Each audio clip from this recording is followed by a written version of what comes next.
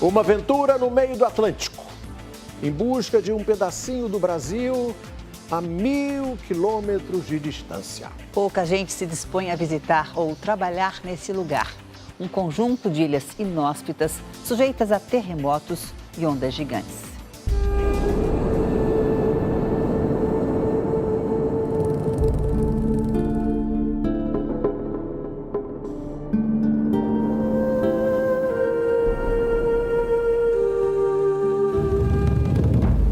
Um conjunto de ilhas no meio do nada, como pontas de uma montanha que apareceu das profundezas. Pequenas, mas traiçoeiras, elas marcaram o destino dos primeiros que cruzaram o Atlântico. Conta a história que uma caravela de nome São Pedro se espatifou contra as rochas afiadas em 1511.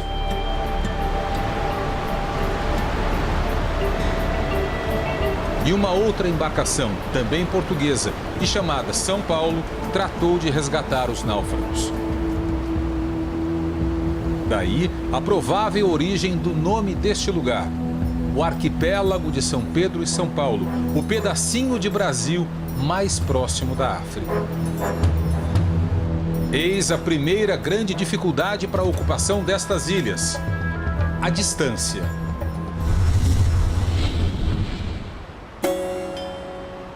Aí estão as ilhas na imagem de satélite. Nossa capital mais próxima é Natal, no Rio Grande do Norte, a 1.100 quilômetros das ilhas. Como referência, veja onde fica outro arquipélago mais famoso, Fernando de Noronha. É quase na metade do caminho. Seguindo essa rota, chegaríamos ao Senegal, na costa africana, a 2.000 quilômetros de São Pedro e São Paulo. Nosso ponto de partida é aqui, uma base militar em Natal. E é este o navio que vai nos levar ao arquipélago, o Araguari da Marinha. O navio patrulha deixa a foz do rio Potengi na tarde de uma terça-feira, cruzando a ponte que liga a zona norte ao centro da capital potiguar. Com 2.000 toneladas, ele mantém uma velocidade de 9 nós, cerca de 20 km por hora. Pela primeira vez na viagem, o sol se põe em alto mar.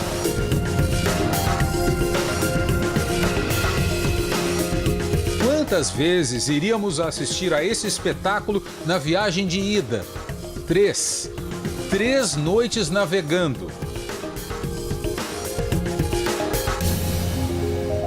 Até a data prevista para nossa chegada, primeiras horas da manhã de sexta-feira. Só então, o Araguari não estava mais sozinho na imensidão azul.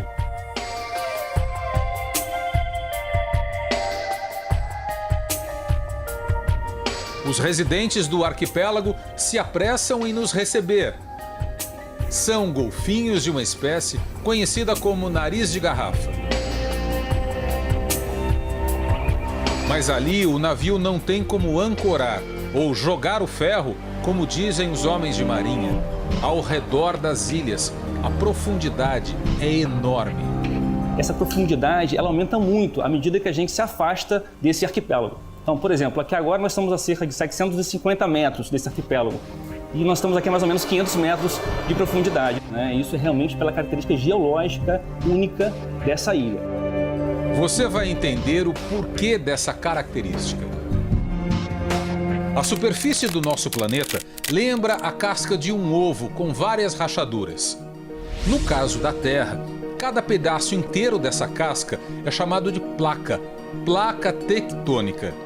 São Pedro e São Paulo fica bem no encontro de 2 grandes pedaços da crosta. A chamada placa africana, que se move lentamente para leste, e a sul-americana, que se desloca no sentido contrário. Cerca de 10 milhões de anos atrás, o atrito de uma placa com a outra fez tamanha pressão que um bloco imenso de rocha se ergueu do fundo do mar, e um pedacinho dessa rocha veio à superfície. Pois é, o arquipélago de São Pedro e São Paulo é apenas o cume de uma enorme cadeia de montanhas submarinas, cuja base está a mais de 4.000 metros de profundidade. A gente olha assim, vê que ele é pequeno, mas nós estamos no pico de uma cadeia de montanha que tem cerca de 200 quilômetros de comprimento por 30 de largura. Como não pode se fixar ao fundo, o navio fica navegando ao redor das ilhas enquanto durar a missão. A gente vai permanecer navegando nessa área aqui ao longo dos 3 dias, lançando as nossas lanchas até as ilhas para transportar o pessoal e material. Ou seja, nós não vamos fundear, ficaremos navegando aqui mais esses 3 dias. Nesses dias, o navio tem que descarregar 10 toneladas de suprimentos, como galões de água. Em nenhuma das ilhas existe fonte de água potável. A outra tarefa é mais penosa: instalar a nova antena para telefonia, uma parabólica de 3,5 metros de diâmetro. Logo mais, você vai ver o esforço para se transportar a antena e a base, que juntas pesam mais de 500 quilos. E isso usando apenas um bote. Só ele consegue entrar na enseada, cheia de pedras, o único ponto de desembarque na ilha principal.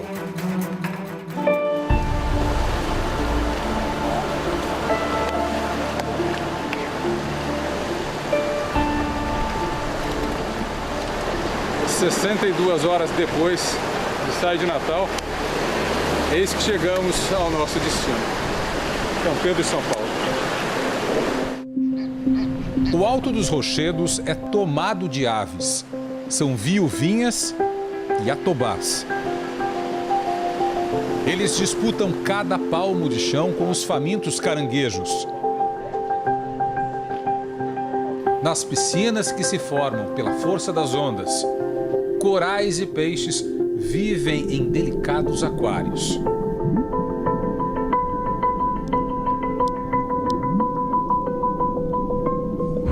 Tem tanta ave que as ilhas parecem pintadas de branco. Branco é o chamado guano, em outras palavras, sujeira de atobá. E ao redor das ilhas, muita vida, num ambiente que desconhece desequilíbrio entre as espécies. Neste oásis, fincamos também a nossa presença. Das 10 ilhas daqui de São Pedro e São Paulo, esta onde nós estamos é a maior. Foi batizada de Belmonte, o mesmo nome de um navio da Marinha que trouxe para cá o primeiro farol em 1931. A Ilha Belmonte tem 100 metros de uma ponta à outra. E é aqui que foi instalada a Estação Científica, uma base de pesquisa que garante a ocupação do Brasil no arquipélago, de forma ininterrupta, ao longo dos últimos 20 anos. Em junho de 1998, foi erguida a primeira estação. E ela conheceu mais uma grande dificuldade para se habitar este lugar: a força das ondas.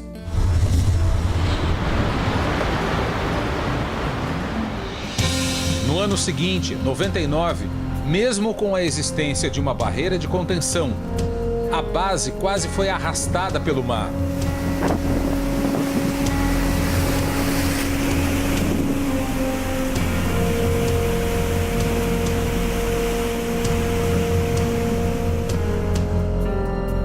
Reparos feitos.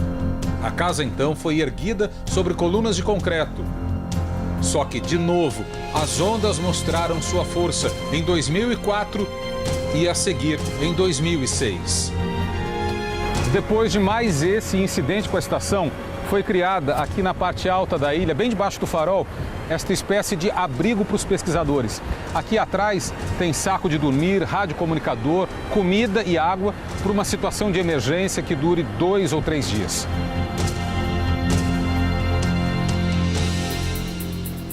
Estas são imagens gravadas em julho de 2008. Ondas ameaçadoras foram captadas pelos pesquisadores que correram para o abrigo. Pelo menos na foto, não pareciam com medo. Aquela primeira estação foi substituída por uma segunda, maior, com capacidade para 4 pessoas e numa área mais abrigada. Há 10 anos, ela vem sendo exposta à fúria do oceano. A base foi projetada para resistir a outra força brutal da natureza.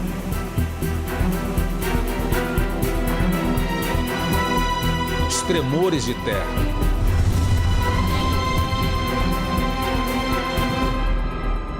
Em nenhum outro lugar do Brasil há uma incidência tão grande de tremores de terra quanto aqui em São Pedro e São Paulo.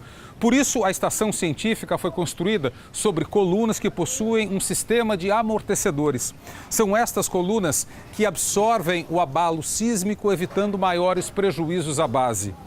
Neste lugar, são registrados de 2 a 3 terremotos por semana. Os abalos em São Pedro e São Paulo variam de 2 a 5 graus na escala Richter, que vai de 1 a 9, sendo 9 um cenário de devastação completa. No arquipélago, já se sentiu um terremoto de 6,2 graus. Na escala Richter, é o suficiente para espalhar o pânico e causar danos consideráveis a prédios. O professor Thomas Campos, da Universidade Federal do Rio Grande do Norte, sentiu um terremoto quando estava a bordo do navio. Madrugada, a gente sentiu, todo mundo acordou como se o barco estivesse atropelando uma grande estrutura. A onda de choque bateu no barco, né? Aí todo mundo, o que é isso? Né? Estivesse atropelando alguma coisa. Foi um terremoto muito forte? Foi um tremor razoável, 4,8, uma coisa assim. Ao contrário do que acontece no Pacífico, o professor diz que em São Pedro e São Paulo não há risco da temida onda gigante após o terremoto. As movimentações das placas tectônicas no Oceano Atlântico, a movimentação dela é horizontal. Ela não tem movimento vertical. Então, esse movimento é insuficiente para mexer essa coluna d'água. Não existe nenhum risco? Não existe hipótese de que isso não. A despeito dos tremores, das ondas e da distância, 1.350 pesquisadores já passaram pela estação científica, revezando-se em períodos de 15 dias na ilha. Muita gente dizia, Jorge, por que você vai para tão longe? Mas eu digo, tão longe, é lá que existe a possibilidade de a gente trabalhar e ter resultados de uma forma muito rápida. É lá que acontecem as coisas. É lá que o laboratório está lá. O laboratório não está na minha sala, o laboratório está lá no São Pedro e São Paulo. Talvez ninguém conheça tão bem o arquipélago quanto o professor Jorge Lins. Ele nos conduziu no mergulho dentro da enseada, onde as algas dançam ao sabor da corrente.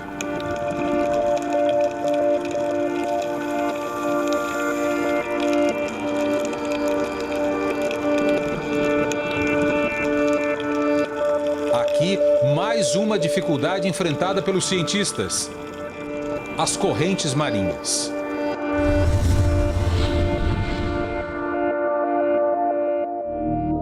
Bem onde está São Pedro e São Paulo, passam fortes correntes que cruzam o oceano, o que torna perigosa a atividade de pesquisa debaixo d'água. Veja, a força do mar parece nos sugar para dentro da enseada. E logo a seguir, nos cospe na direção de um abismo, onde a profundidade despenca de 20 para 120 metros. Esse vai e vem submerso transporta nutrientes que atraem os grandes peixes do Atlântico. Daí, o professor usar este pequeno aparelho preso à canela. O equipamento emite uma frequência que afasta tubarões. Aqui está sempre transitando os peixes migratórios. São os atuns e afins, os tubarões. Eles passam aqui, são espécies que não ficam em determinado local, como se fosse uma grande rodovia que eles estão passando. Se abastecem, descansam e em seguida continua a sua jornada. De uns anos para cá, tem sido observado um aumento do número de tubarões ao redor das ilhas. Em agosto de 2012, o governo federal recomendou a suspensão da pesca de raias e tubarões no arquipélago. Houve uma recuperação muito surpreendente dessa população de tubarões. E uma das espécies de tubarões que já foi registrado, já foi confirmado, ela havia sido considerada localmente extinta. É muito gratificante, principalmente se você considerar que o tubarão é um predador de topo. Então, se o tubarão está bem, significa que as demais espécies estão ecologicamente bem também.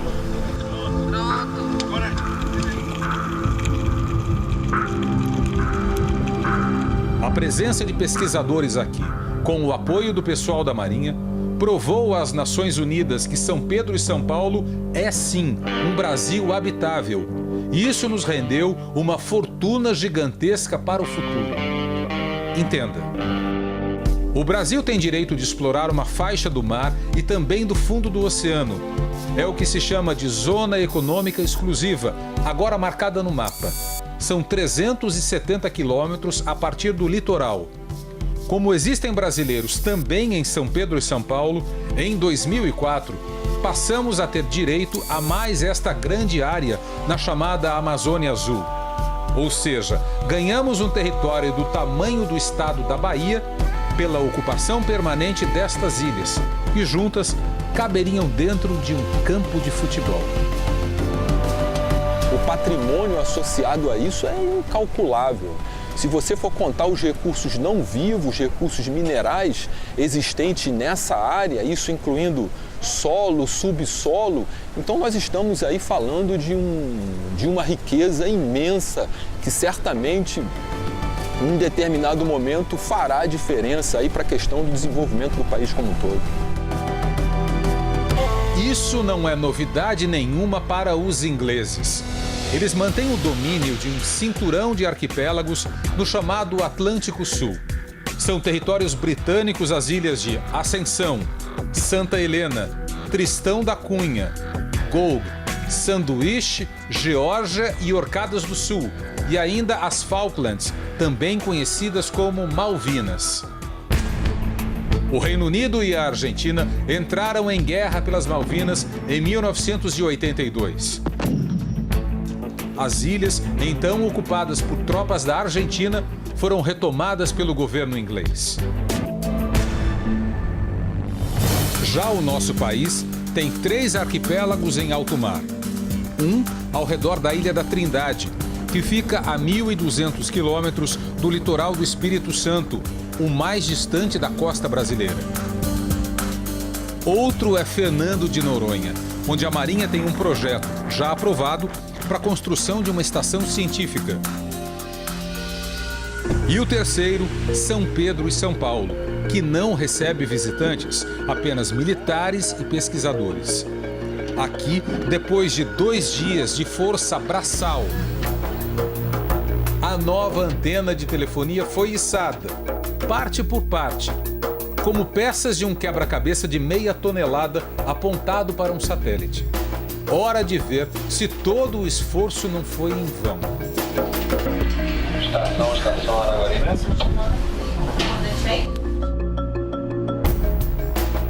Agora sim, o navio já pode tomar o rumo de casa. Para trás, ficam 2 pesquisadores e um militar, os agora responsáveis pela estação. Por mais difícil que de fato seja, a ocupação do arquipélago tem se mostrado possível.